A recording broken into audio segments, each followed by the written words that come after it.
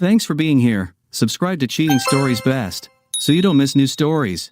How would you react if you were sent a letter with evidence of your wife's infidelity? Our story will be about this. Absolute and undiluted hell. The last few hours for David Jenkins had been nothing but pain and disbelief. An anonymous email message stated that his beloved wife of 6 years, Lauren, had been seen entering a room at a cheap motel the previous Wednesday afternoon, and that she was now having lunch with the same man again. To say David was shocked would be a gross understatement. He and Lauren were deeply in love, having intimate 3 to 5 times a week, and their bonding was usually intense and sincere. He was not yet 30. Still, he couldn't ignore the email or its implications. So, feeling more tense and nervous than he had ever been in his life, he drove home that day, a changed man. Arriving home around 6:00 p.m. As usual, he saw Lauren's car already in the driveway. Still in her work clothes, she was standing at the sink rinsing vegetables when he entered the kitchen. She greeted him hesitantly and set down his briefcase. "Hi, honey. How was your day?" Lauren dried her hands on a towel before turning to kiss him. David was amazed at how carefree Lauren was after spending the day with another man. "Great, but there was some bad news this afternoon regarding a project we're working on, and it looks like I'll have to go to Greensboro on Friday, so I won't be home until 8:00 p.m., depending on how the meetings go." David knew Lauren's work schedule pretty well, and he knew that her schedule was most flexible on Wednesday and Friday afternoons. So his first thought on how to verify the allegations in this email was to make it even easier for Lauren on the upcoming Friday. The project crisis, the meeting, and the business trip were all lies, and instead he agreed to take Friday off and do some preliminary work, as well as look after the motel for Lauren and her lover. "Well, at least you don't have to stay the night, and we can still spend the whole weekend together," Lauren suggested. "Since you really can't predict when you'll get home, could you call me when you leave Greensboro? I'll try to prepare as best I can for dinner." David thought for a moment. Yesterday, he wouldn't have noticed or even thought how considerate Lauren had been in trying to make dinner together possible, despite his unplanned business trip. Now he wondered if she had asked him to give her a 2-hour period to cover her tracks and remove the traces of her lover. "Of course, I'll call you when I have a better idea of when I can leave Greensboro, and I'll also call you from the road when I have a better idea of what time I'll be home." Fine, because the point of Friday now was to make it easier for Lauren to cheat again if it really was her at the motel, and if this email was accurate. David wanted Lauren to feel comfortable knowing that he would have no way of catching her. "David, I'm going to make dinner and then take a quick shower. Could you keep an eye on this frying pan while I'm gone? Make sure the vegetables don't burn," Lauren asked, taking her purse and heading upstairs. "Of course, honey. Don't worry," David replied, meanwhile thinking to himself, "That's strange. I thought she usually left her purse downstairs." The shower itself also made him think. While it wasn't uncommon, she usually didn't shower immediately upon returning home. So as he checked his mail and stirred his vegetables, he nervously wondered if the accidental shower had anything to do with the news in the email he'd received earlier. Screw my life, David thought. One anonymous email, and I'm questioning everything about my marriage that I thought was absolutely wonderful until today. At dinner, David was clearly thoughtful. "Anything else wrong, honey? Besides the project you were talking about?" "You seem awfully quiet and almost on another planet," Lauren finally asked, having received a terse answer to a couple of questions she had asked. "No, sorry. I guess I'm just tired, and also already thinking about what I need to do tomorrow to be ready to head to Greensboro on Friday," David replied. He knew he needed to act normal, so as not to make Lauren think anything was unusual. David found it almost funny. What is considered normal now? My wife could be cheating on me, or I could be pranked by someone with a shitty sense of humor, Or I could be the unintentional victim of a bad email address. What if it was a completely different woman, and the sender mistook her for my wife? To hell with this life. Yesterday, I was confident in my happiness, and today, I am a wreck of doubts. Dinner was cleared up, and after watching TV for a while, David and Lauren talked about plans for the weekend, and eventually began getting ready for bed. David had already mentioned that he was going to bed early because he had to rise early for work to prepare for the trip. David's stomach churned at the thought of what he would do if Lauren made any advances towards intim tonight. He pondered Wednesday nights and whether there had been a pattern to their recent intimate encounters, and he realized with horror that his recollection was about 50-50. Connecting it with her shower after work, he felt like he was in the dark, trying to catch a two-faced donkey. Lauren got into bed first, and when David joined her, she quickly snuggled up behind him, hugged him tightly, and reached up to scratch his chest. "Can I distract you from work for 30 minutes, my love?" Lauren suggested playfully. Crap, David thought.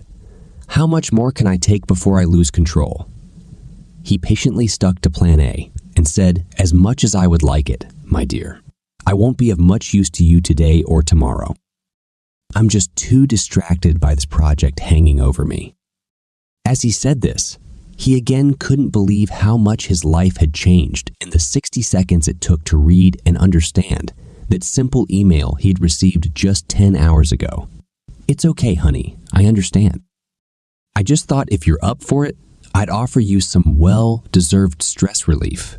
Lauren hugged David tightly and kissed the back of his head before saying goodnight and rolling over. David was relieved and puzzled at the same time.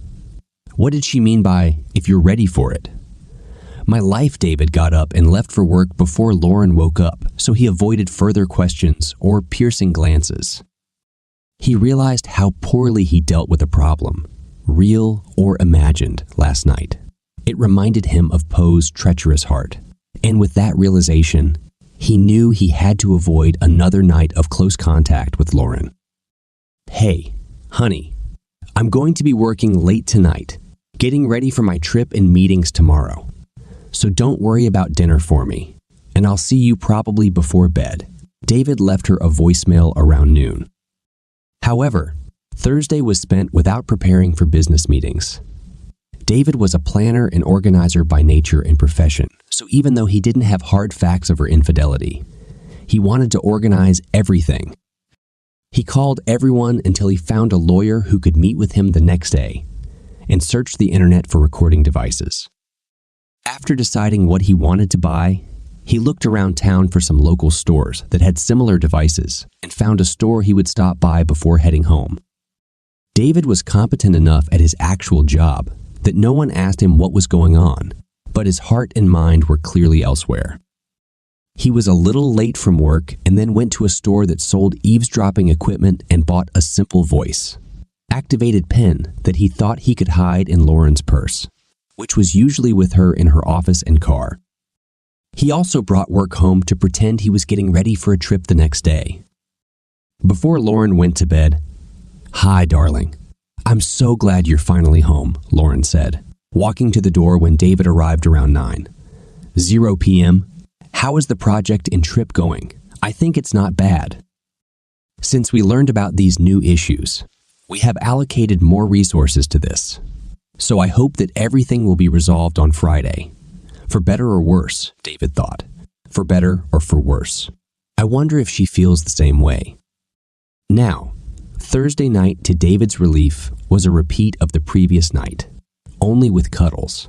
To her credit, Lauren seemed completely unaffected, and as far as David could tell, acted the same way towards him as before. Relatively speaking, however, he was such a complete wreck that it probably wasn't difficult for Lauren to appear normal in comparison to David. On Friday, getting up again at dawn, David checked the pen, put it in Lauren's purse, and left the house. He killed some time at the coffee shop and then went to meet his lawyer at 10:00 a.m. David considered this meeting solely to obtain information, but in the end, he really liked the lawyer. They discussed David's email and his still unconfirmed fears, as well as the fact that today was a date with a potential lover, which David was going to check out himself. He admitted that he had nothing but that damn email. So going all in, and on a private investigator or thousands of dollars of electronic surveillance equipment, didn't make much sense. From the lawyer, David learned about the formulaic reality of divorce. For that matter, without children, a no-fault divorce was relatively simple, especially since David and Lauren earned comparable salaries and had similar retirement plan balances. The house was largely in debt, so liquidating it would be more of an emotional shock than a financial strain. However, David left the law office in complete confusion. How can I even face this nightmare and think it won't be that bad? We were meant to be together forever, until death do us part. David spent lunch at Starbucks, surfing the internet and continuing to research. What is called divorce websites are replete with information on how to spot a cheating spouse, how to avoid detection when cheating, how to hide income, and how to find it. The most instructive sites were those dedicated to why spouses cheat. Nothing, David Reed, struck a chord with Lauren's motivation. This fact alone was probably why. Deep down, David hoped it was all a mistake. Lauren couldn't cheat on him. They were too close, too much in love, too in sync with each other for it to be true. When he could no longer dwell on the topic of deception, he packed his things and left, heading to the motel. Time passed slowly, or so it seemed to David as he drove to the motel mentioned in that damn email. He realized that if this whole affair thing was indeed true, then it was entirely possible that Lauren didn't always use the same motel.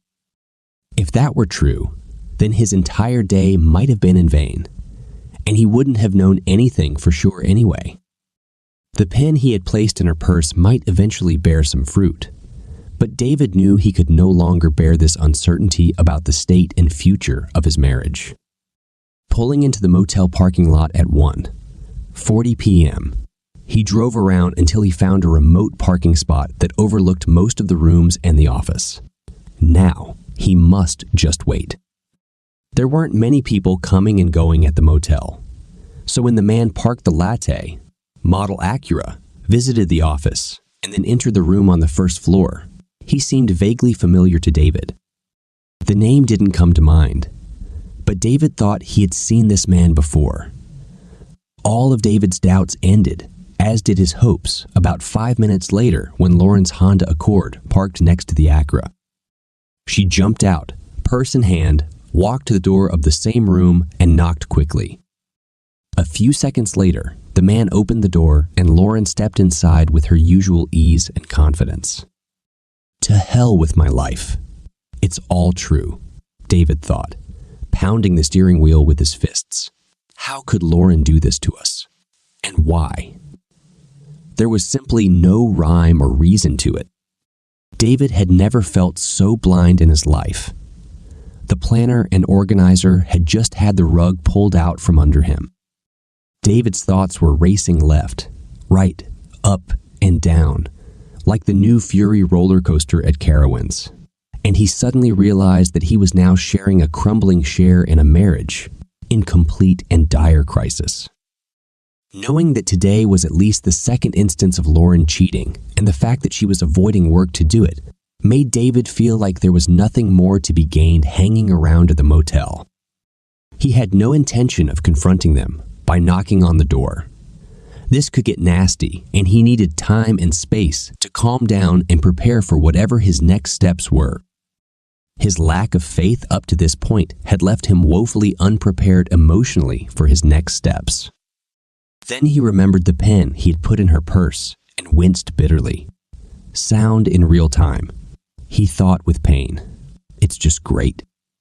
He had the presence of mind to take a few photos of the two cars parked side by side in front of their love nest, and he took a close-up of the man's car, which had a license plate, before slowly turning to the exit and returning to the road. He didn't have a destination in mind, but he just drove aimlessly for a while until he nearly ran a red light and was almost hit. This shocked him, so he stopped at a brewery and drank a beer, trying to collect his thoughts. At first, he thought he had just gone from idle suspicion to full awareness. But he realized how little he knew at the moment. He had no idea who this guy was, how long it had been going on, and more importantly, why. As far as he knew, for over 7 years, he and Lauren had been exclusive, got engaged, and then got married. He had enough evidence to counter, but not enough to know if what Lauren would answer would be true. As much as it pained him to listen to the recording of this afternoon's date, he knew he had to wait to get the pen out of her purse before he said anything to Lauren. He also knew that he couldn't be around his crush Lauren if she was in the mood to have intimate with him later, after his supposed business trip. He'd been pushing her away this week, citing the trip so his ready excuse would have disappeared, and further refusal to have intimate with Lauren would likely have heightened her awareness that something was wrong. So, what to do? I need this pen. Then I need to quickly confirm that there is something on it, and then I could leave the house and stay for a few days to figure out where I stand in all this crap, David scribbled in his mind. With this general plan in mind, David had an insidious thought. She thought I would be arriving later than usual tonight, so that I can shake her and her lover up. I need to call with the news that I'm almost home. After finishing his beer and paying the bill, he drove the car back onto the road and dialed Lauren's cell phone number. He recorded a voice message. "Hi, honey. Great news. The prep work paid off big time, and everyone did a great job getting everything back on track. So I'm about 30 minutes from Charlotte, and the traffic isn't too bad. I should be home around the usual time. I hope this scares the crap out of her," David said out loud to himself. He headed towards the house, and upon arrival, he quickly packed a couple of bags and placed them in the trunk of his car. He then sat down and wrote a note to Lauren. Depending on how the night had gone, he wanted to be able to just escape without much confrontation. He didn't know what was on the tape, so he didn't want a full-scale confrontation just yet. Part of his reasoning was also to stun her as much as she stunned her, as much as she stunned him. When David called, Lauren and her lover, Rob, were in the final throes of having intimate for the second time that day. Today was their last day together, and thanks to the extra runway David's ruse had given them, they made their second go. Around for the first time, they had also seen it as a celebration or victory dance. But now it seemed like a potentially careless move. Listening to the voicemail message, she muttered, "I need to move. Rob." It was David who said that he was already heading back and would be home around 6 p.m., as usual. "Well, at least you got the early warning phone call," he promised. "You," Rob joked back, as Lauren hugged him and said goodbye, then quickly ran to the bathroom to take a shower. Routine and habits took over. Rob got dressed and left the room while Lauren took a shower. He was heading to the gym for his standard post, cool-down shower workout. On the way home, Lauren was more concerned about David's early return home and his joyful mood about the project taking a turn for the better. "I thought he'd be home late and probably burnt out from meetings and travel. But he'd probably want to make love tonight after missing most of the week," she thought as she turned into their neighborhood. Still a little nervous, she turned the corner, approached her house, and saw David's car already in the driveway. Holy crap. He did well in Friday traffic, she muttered out loud, parking her Accord next to his new civilian. Lauren thought he might want to pounce on her as soon as she entered. She thought that maybe a preemptive offer of a nice holiday dinner might be a good idea. David was on pins and needles when he heard Lauren's car in the driveway. This would be the first time he had seen her since he knew for sure that she was a cheating cheater. Bags packed and in the car, a note prepared. All he needed was a pen to write. He sat in the living room so he could catch Lauren as soon as she arrived. "Hi, darling," Lauren exclaimed as she walked in and saw David getting up from his chair. "Looks like everything went well. Why don't we go out to eat and celebrate?" she asked him as they hugged and kissed each other. "That sounds great. Since I got home early, why don't you go upstairs and change while I book a table somewhere?" David suggested. Lauren readily agreed and tossed her work bag and purse onto the table before walking up the stairs to the master bedroom. David waited until he heard the shower start, then went to her purse and pulled out a pen. He pressed rewind and then played, heard the lovers begin to talk, and quickly turned off the knob. "Well, that settles it all. It's time to get out of here," and David took out his note for Lauren and left it on the table next to her bags. Pausing in the doorway, David looked back at their house sadly, realizing that nothing would ever be the same between him and her. Lauren hurried to the shower. She suggested that he might be hungry after the trip and might also want to have intim later.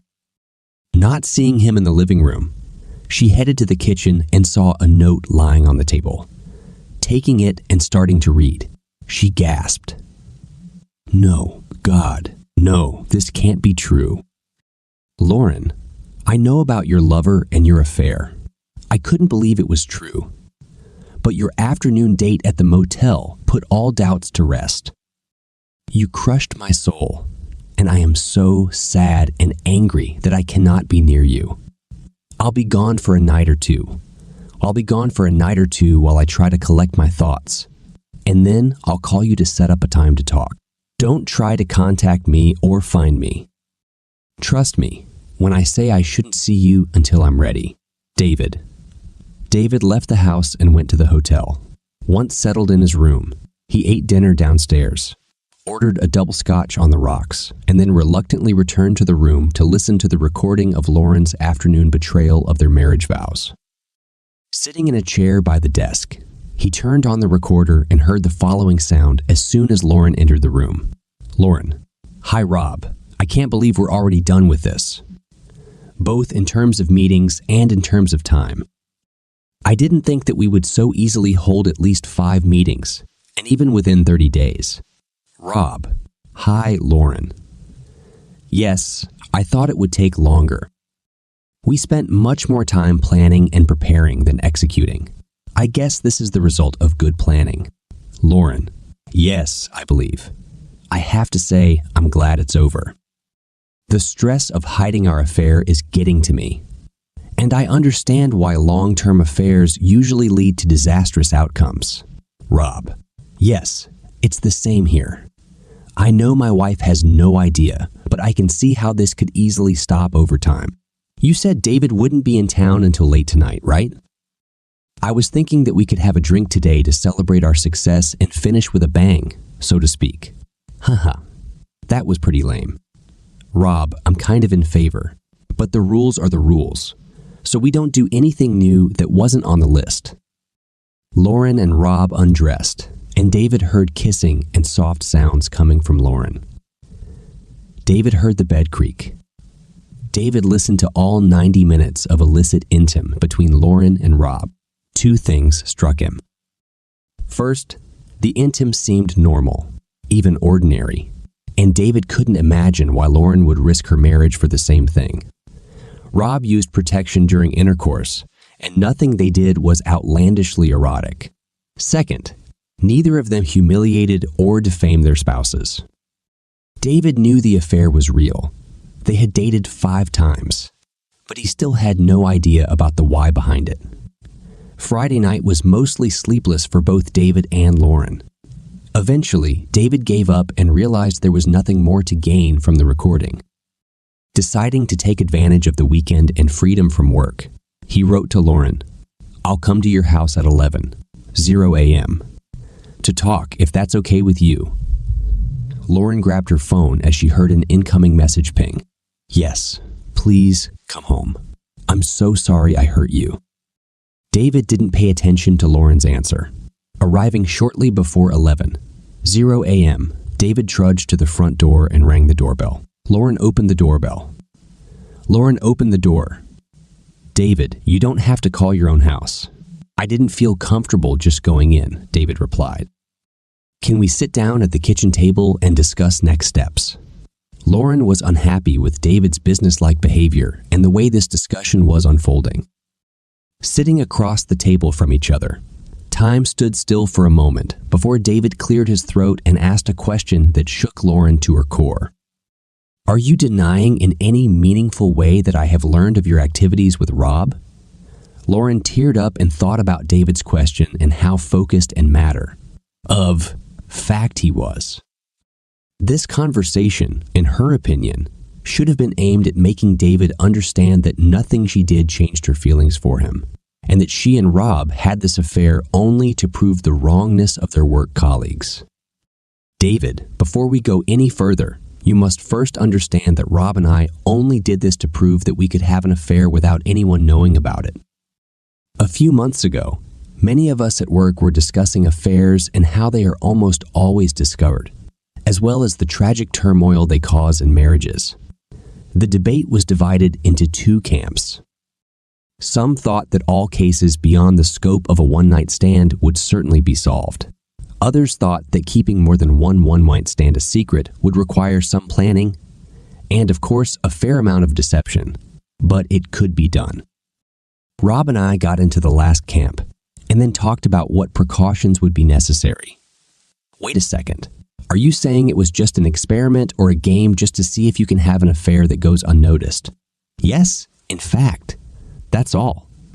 It's just that talking about it has become a game. The hypotheses we laid out over a few lunches just took on a life of their own. And eventually, we laid it out in pretty good detail, and we were convinced we could pull it off. But that was the rub. To truly succeed would mean that not a single soul could or would ever know what we had achieved. Long story short, we decided to test our plan, fully aware that Rob loved his wife as much as I love you, and that this game, if you will, meant nothing as far as our relationship was concerned. It was just intimate. And one of our conditions for the test was that it had to last at least 30 days, and we had to meet at least 5 times. But it was just intimate, David. We don't love each other at all. We love our spouses. We purposefully didn't do anything intimate that we didn't share with our partners and never took anything away from our spouses. What do you mean nothing was taken from me? I used to have a faithful wife, but now I don't. Yes, I suppose, now that you know, it's true. But if you never knew about it, you would believe that I am faithful in my heart. It was meaningless intimate. And during this entire month, if you wanted intimate after Rob and I were together, I never turned you down. Great, Lauren. Sloppy seconds and no harm done. I feel really warm and fuzzy now. Look, I know you're hurt, and you must feel terrible about what you found out, and I'm truly sorry for hurting you. But I hope that the details I have shared can dispel any doubts about my love for you and erase any thoughts about my feelings for Rob. He's just a coworker I had to have beautiful night with. But that's all it was. No love. No feelings. It's only because you know it's a terrible thing right now. Rob and I were very careful, and we were confident that we would never be discovered, and we would never have thought that it would cause any harm to our marriages. Okay, so it's a long story to basically admit that you cheated on me for a month with a man who wasn't your husband about 5 times and fully intended to keep the affair a secret from me, your husband, until the end of our life together. Returning to my main question, I assume you're not denying any of the disgusting facts that I've learned about your activities with Rob. Lauren sank a little at the repeated direct attack on her excuses. Yes, I suppose the facts are what they are, but the reasons must matter to them. It was just intimate, and it wasn't even intimate, generated by attraction to each other. There was no lust between us. We just needed to be there for each other to prove that we could hide the affair. Intimate was meaningless for each of us. David was torn between thinking that Lauren must have swallowed a bottle of stupid pills last month and wondering if she had always held such crazy beliefs. It doesn't seem like there's much passion between you two. That's it, David. There was no passion.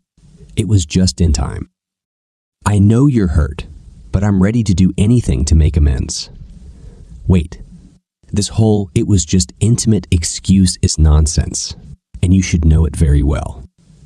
We talked about being faithful when we decided to be exclusive. We discussed this at length when we talked about marriage.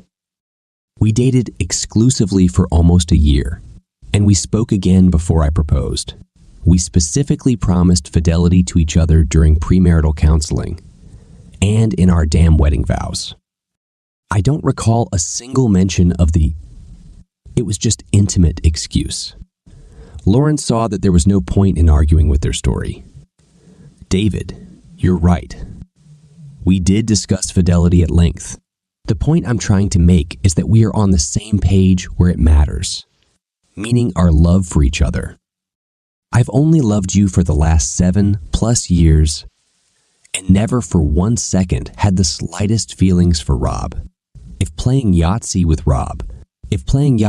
Rob 5 times in a month could make a difference, we would. It was just Enim, but intimate was necessary to carry out the secret affair.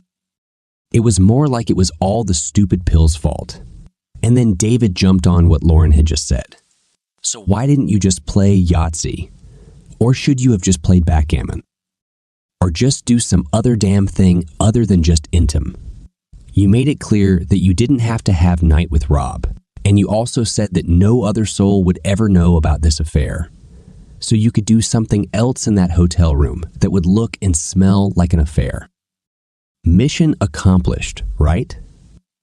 To prove that you were capable of having an affair, you didn't actually have to have intim. You still had to hide your activities from your spouses. So there was some blame involved. You were leaving work early anyway, so you would still have to hide it. It didn't really matter with or without intimate. Lauren's head leaned to the side as she considered David's challenge, and she felt herself thinking quickly and deeply. Lauren couldn't think of any other excuse to overcome his assumption. Since no one will ever know, it didn't really matter whether Rob and I had intim or not to win our little unannounced bet. We just had to play out the affair with all the necessary secrets and meetings in hotels. So why did she actually have intimate? I don't know, David. I never thought about this aspect of secrecy. We planned a secret affair to see if we could do it. Then we decided to test our plan. We were just expected to go all the way to the end. Lauren, all day today, you've been using the word just to minimize what you've done.